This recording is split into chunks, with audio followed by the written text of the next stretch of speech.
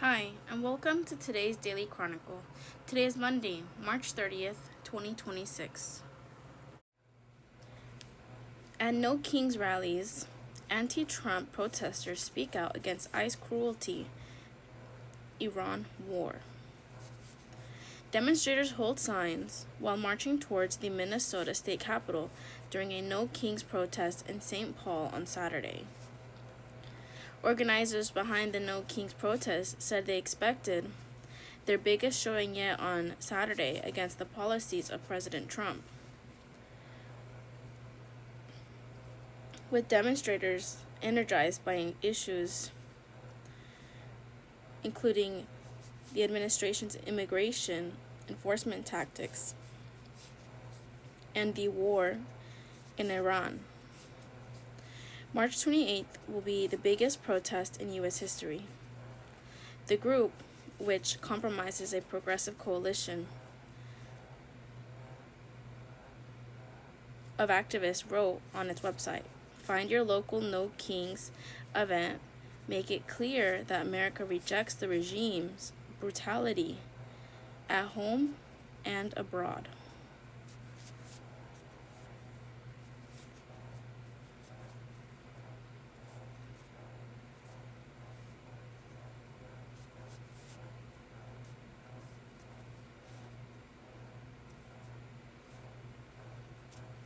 Organizers planned more than 3,000 events in cities across the United States, with several more planned abroad, including Mexico and Canada.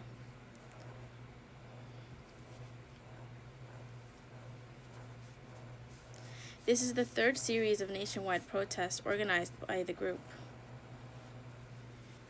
which says Trump's actions in office are more akin to those of a monarch than a democratically elected leader.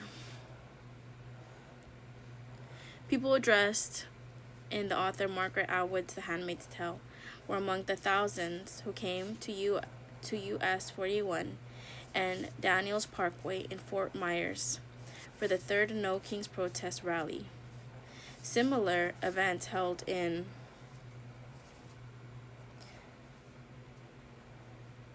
various Southwest Florida sites,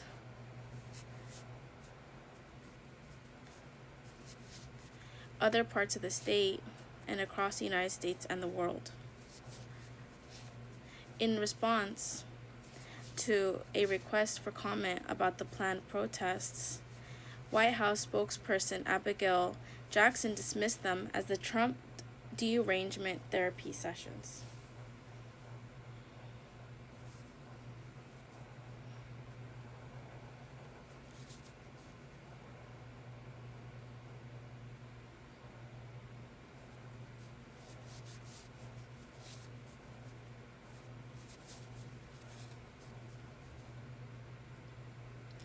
And listed what she said were some of the campaign's major leftist financial backers.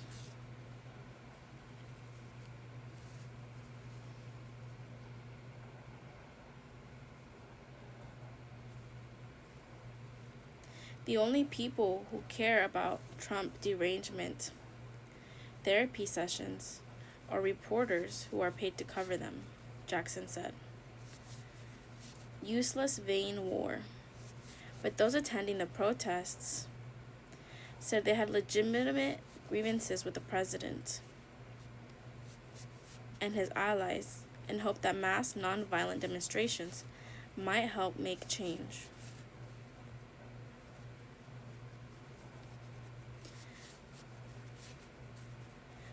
Karina Kagan, a Mexican Filipino American whose daughter is in the army stationed overseas. She drove more than 2 hours from Lake of the Ozarks, Montana, to Kansas City, Montana, to protest the U.S. war in Iran. Right now, the military boots on the ground possibility is the biggest thing in my head. She said,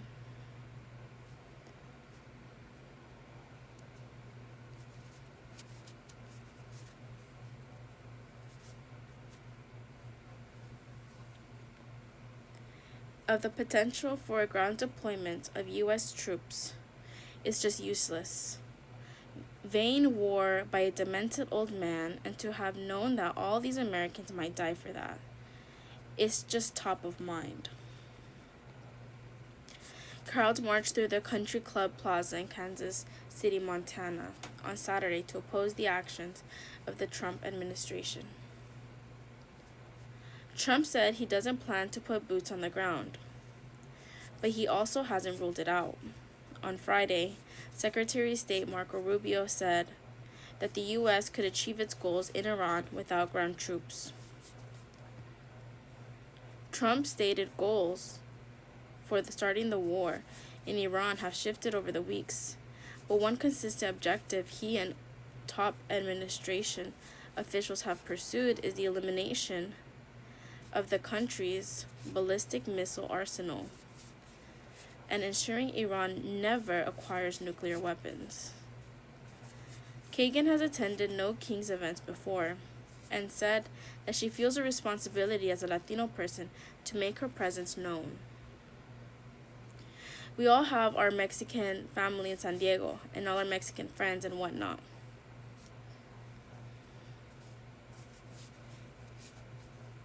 And I don't know if they're documented or not. That's not my deal. They're my friends and family. But a lot of them are scared, and they're afraid to have a voice in the community.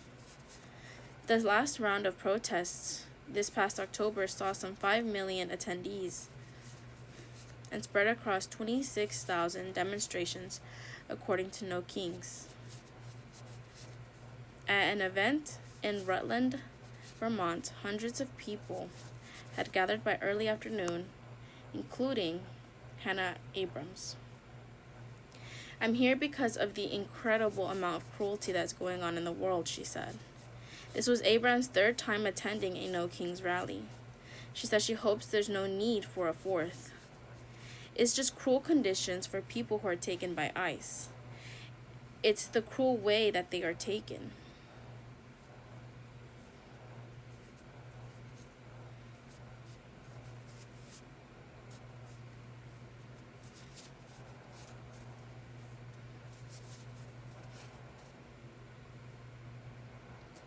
It's the cruelty of our economy and how we are paying more even though we're told that the economy has improved. We're cruel towards other countries, taking our leaders and deciding those leaders' fates. I think the people who are in the military being asked to sacrifice their lives, not for freedom, but for money-hungry rulers, and that is cruel. People are outraged. Bill McKibben, the Vermont-based founder of Third Act, and No Kings affiliated group compromising people who are 60 years old and up.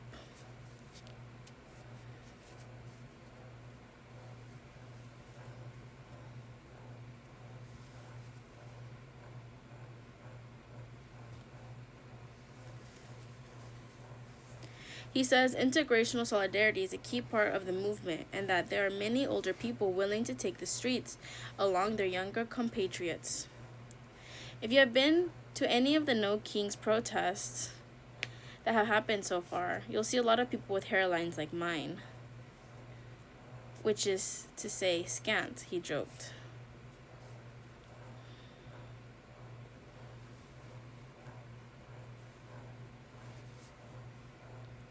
People of all kinds are outraged by what's happening in the country right now, but older people have no particular role to play here.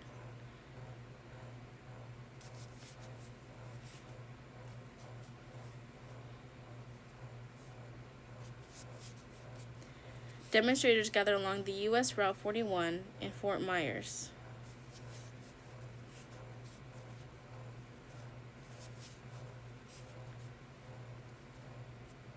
For the No Kings III protest rally on Saturday. He says that even older Americans who have lived through several presidencies describe the current one as the closest the country has come to authoritarian rule. This is a very weird moment in our political history, he said. Look, there have been plenty of presidents in our lifetime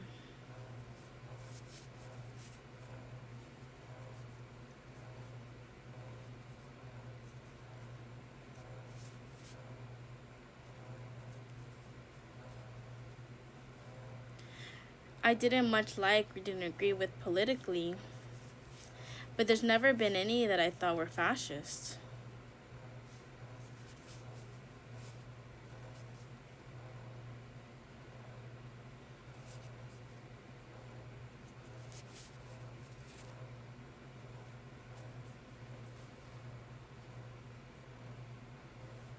And I think that's very clear what we're starting to deal with in this country.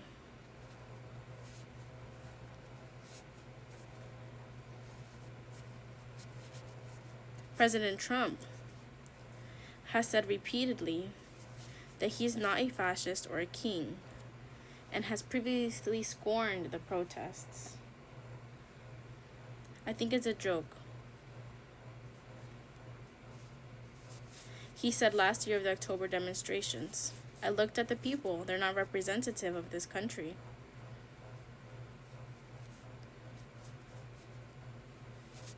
He has, however, simultaneously leaned into the royal comparisons, even while mocking critics, posting an AI-generated video of himself wearing a crown. Visibility Brigade leader Dana Glazer, who is based in the New Jersey suburbs, similarly likened Trump's politics to fascism, which he said thrives when people are isolated from their communities.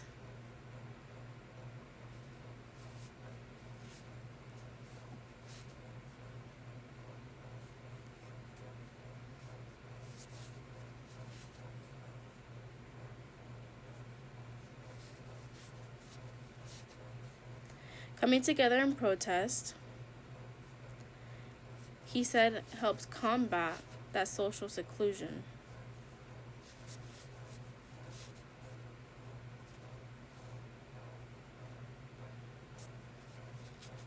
Glazer and other members of this group plan to protest Saturday in Paramus, where the organization was founded.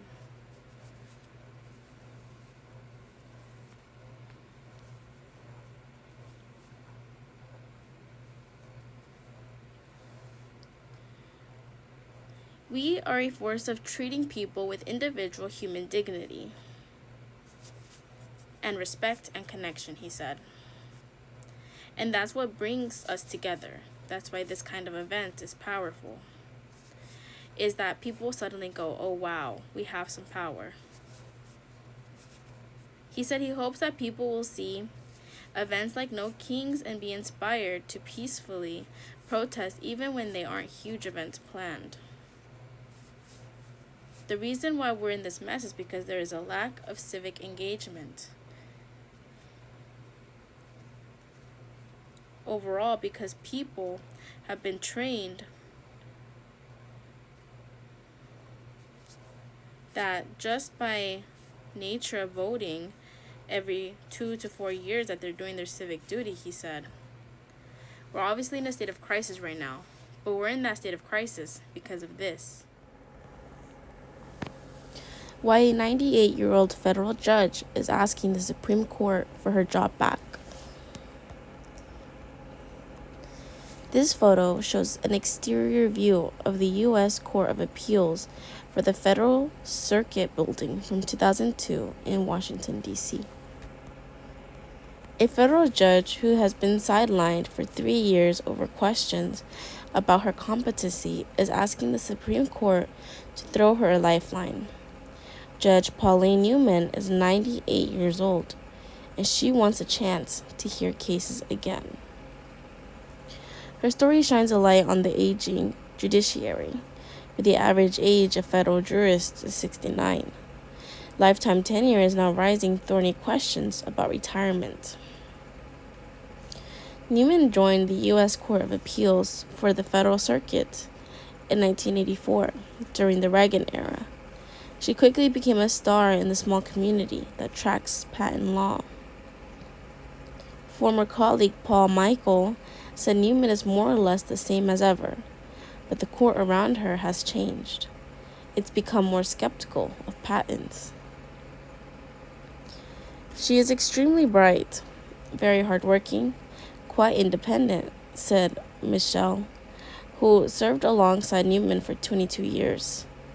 She's slow in writing opinions, and that rankles some judges, and she dissents more often than about any other judge, and also rankles some judges. Those disagreements came to a head in March 2023, when the chief judge of her court launched an investigation. Newman was 95 at the time. The appellate court wanted to explore her fitness to serve, but Judge Newman refused to sit for an exam with experts the court selected. Her lawyer said she wanted to choose her own doctors, who gave her a clean bill of health. The idea that she's not capable of doing her judicial duties is nonsense, said her attorney John Bichon, senior litigation counsel at the nonprofit New Civil Liberties Alliance. To this day, no court has found Newman is incompetent. That question has been paused while attorneys fight over whether the judge has received due process. It's been a long time to be off the bench, Bichon said. There have been sexual harassers. There have been people who fudged their expenses, he said. There's all kinds of skoldergrosis activity, alcohol, all kinds of things, and those people have not been kept off the bench as long as Judge Newman, who's done nothing wrong. Newman says it's about principle. Newman has been speaking at conferences, going to legal events, and writing during her long suspension, according to former colleagues. In a recent video produced by her legal team, she said she's fighting over principle. I thought that it was ridiculous and I should not succumb or set to a pattern of judicial colleagues being able to bully and intimidate and force out a colleague they don't like who writes dissents, Newman said. This month, she asked the Supreme Court to weigh in and evaluate her claims that she'd been deprived of due process. It's a long shot, but the High Court takes only a tiny fraction of cases each term. The Federal Circuit, where Newman once heard cases, declined to comment for this story. So did the Justice Department, which is defending the court in this bitter dispute. But an internal committee that hears claims about judicial conduct and disability rejected Newman's due process claims in a March 24 decision. The committee included some of the most highly regarded judges in the federal system. The ruling said Newman enjoys an office in the courthouse, employs a law clerk, and gets a paycheck and benefits. Judge Newman cannot have been deprived of a property interest in an office she still holds, they wrote. Their decision concluded by saying the committee expects Newman to undergo further medical evaluation. Bigger questions about judicial age. Ryan Black, a political scientist at Michigan State University, said the Newman case signals something bigger out about the federal court system. Judges are getting appointed at a younger age and serving for a longer period of time, Black said. More than 30% of federal judges are 75 years or older, according to data from the federal court system. Black said his research found older judges rely more on their clerks and might need more support from colleagues. The story is pretty clear that across the board, as judges age, there are the measurable, reliable, empirical decreases in a lot of the performance aspects that they engage in, he said. Her former colleague, Paul Michel, says Newman is clear and cognate. Michel, who retired more than 15 years ago, personally favors retirement age for judges, like many other professions. Surgeons, airline pilots, many people with sensitive jobs have to stop at a chosen age by authorities, whether they want to continue or not, or whether they're able to continue or not, he said. The question for the Supreme Court is whether judges are different. The Constitution says federal judges serve for life. Removable only if Congress impeaches them. Can federal judges bypass impeachment and remove a fellow federal judge from the bench? That question is now before the U.S. Supreme Court. The judge is Pauline Newman of the U.S. Court of Appeals for the Federal Circuit. She's a legendary figure. She's an intellectual leader, famous for her independent-minded dissents, even nicknamed the Great Dissenter. I thought that it was ridiculous and that I should not succumb or set a pattern of judicial colleagues being able to bully and intimidate and force out a colleague they don't like who writes dissents. But the chief judge of her court claimed Judge Newman may be mentally or physically disabled. So I refused. Even at the same time, Judge Newman was writing excellent opinions. These included one dissent the Supreme Court itself later approved over the opinions of Judge Newman's colleagues. But the chief judge and her colleagues suspended Judge Newman. They demanded that she see a doctor they chose, even though she had been examined by 3 independent doctors, and every one cleared her to continue judging. By now, Judge Newman has been suspended for 3 years, longer than any federal judge in U.S. history. The problem here is that the law has blocked Judge Newman from taking her case to an actual court. The Court of Appeals held her colleagues' actions are unreviewable because they were acting only to administer the court's operations, not to impeach Judge Newman. So now, Judge Newman asks the Supreme Court to hold that she can bring her case to a lower court and get it to reverse her colleagues' effort to oust her. That ruling would end her unconstitutional suspension. The New Civil Liberties Alliance has fought this battle for years because letting judges oust their colleagues without impeachment strikes at judicial independence and the rule of law itself. Excitation, contraction, coupling, and skeletal muscle. Comparisons with cardiac muscle.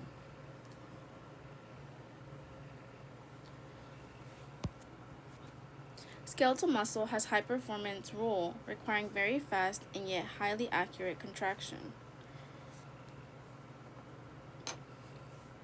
To achieve such performance characteristics, vertebrate skeletal muscle has evolved a unique control mechanism for regulating the CA2 plus in the cytoplasm.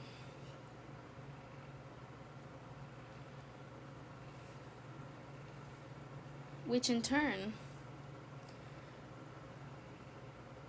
regulates force development by the contractile apparatus.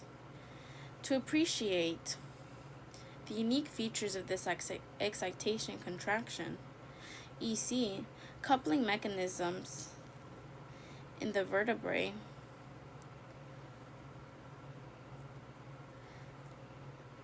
and the vertebrate skeletal muscle, it is worth first considering the comparable coupling mechanism in cardiac muscle. In a cardiac cell, action potentials passing over the surface membrane activate voltage-sensitive L-type CA2 plus channels that rapidly open, allowing extracellular CA2 plus to flow into the cytoplasm. These voltage-sensitive CA2 plus channels are a type of dihydropyridine receptor.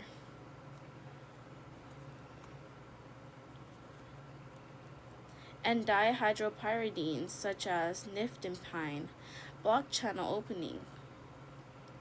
The CA2 plus entering the cell binds to and opens specialized CA2 plus release channels known as the rhodine receptors in the nearby sarcoplasmic reticulum, a membrane, and the CA2 plus flowing out of the SR.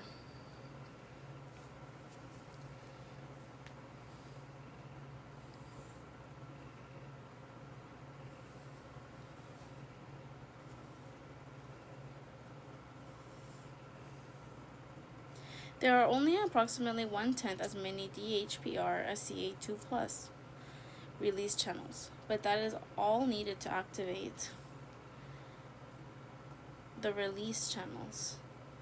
The rise in the cytoplasmic activates the contractile apparatus producing force, and the CA2 plus is subsequently both taken up into this SR and extruded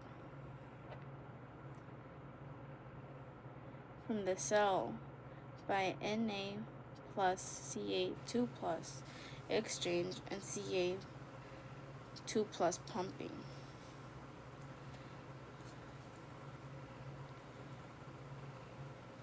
Excitation contraction coupling in vertebrate skeletal muscle. The action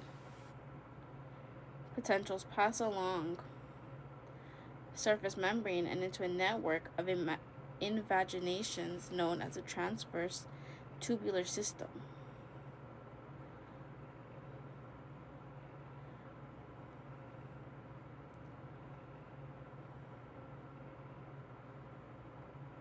Which is far more extensive than in cardiac muscle. The depolarization is detected by DHPR molecules, also known as voltage sensors, which are a different L-type channel isoform than in cardiac muscles. Importantly, these DHPR only mediate a small, very slow influx of intracellular CA2 plus, and instead in some ways directly activate the CA2 plus release channels in the adjacent SR. Adult vertebrate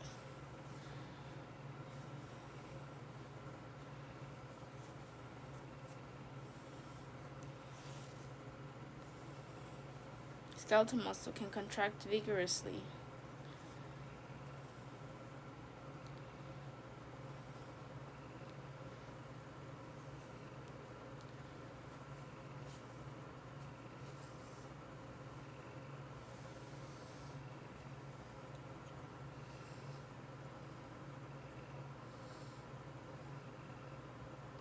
In the absence of the extracellular CA2 plus, showing unequivocally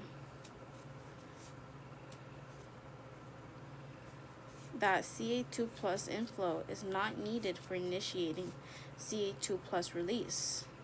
Interestingly, invertebrate skeletal muscle and neonatal vertebrate skeletal muscle is more like cardiac muscle, requiring inflow of extracellular CA2 plus for full contraction. It is also important to note that CA2 plus release from the SR and skeletal muscle remains under close control by the voltage sensors at all times.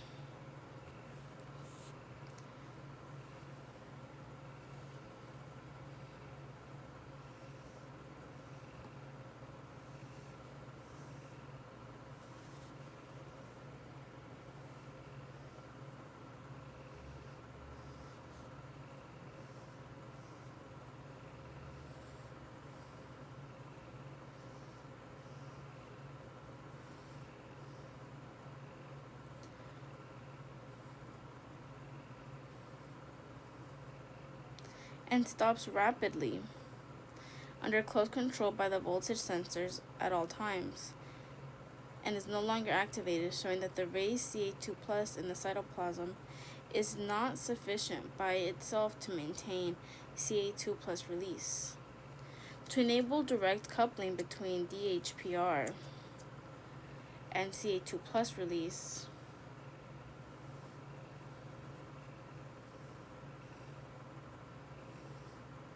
channels in the skeletal muscle are a number of key modifications in the coupling proteins, and their arrangement compared with the in cardiac muscle. First, the relative density of the DHPR in skeletal muscle is increased